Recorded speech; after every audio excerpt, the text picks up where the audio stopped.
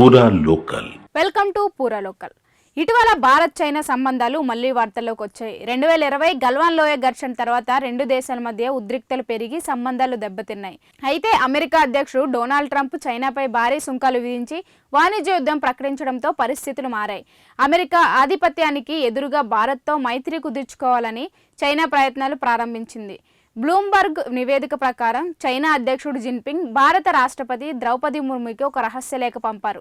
అందులో భారత్ చైనా సంబంధాలను పునరుద్ధరించుకోవాలని, అమెరికా ఒత్తిడిని కలిసి ఎదుర్కోవాలని విజ్ఞప్తి చేశారు.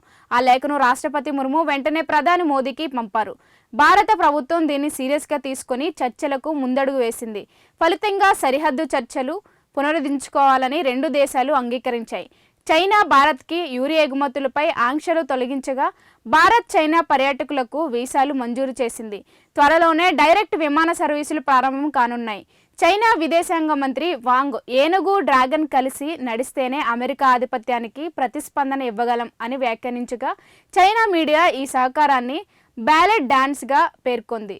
ఇదే సమయంలో ఆగస్టు 31, సెప్టెంబర్ 1వ తేదీలో ప్రధానమంత్రి మోదీ SCO సదస్సు కోసం చైనాలో పర్యటించనున్నారు. గల్వాన్ ఘర్షణ తర్వాత ఇది మోదీ తొలి చైనా పర్యటన కావడంతో ప్రాధాన్యత సంతరించుకుంది. నిపుణుల అభిప్రాయం ప్రకారం ట్రంప్ సుంకాల కారణంగానే రెండు దేశాల మధ్య మళ్లీ సన్నిహిత సంబంధాలు ఏర్పడుతున్నాయి.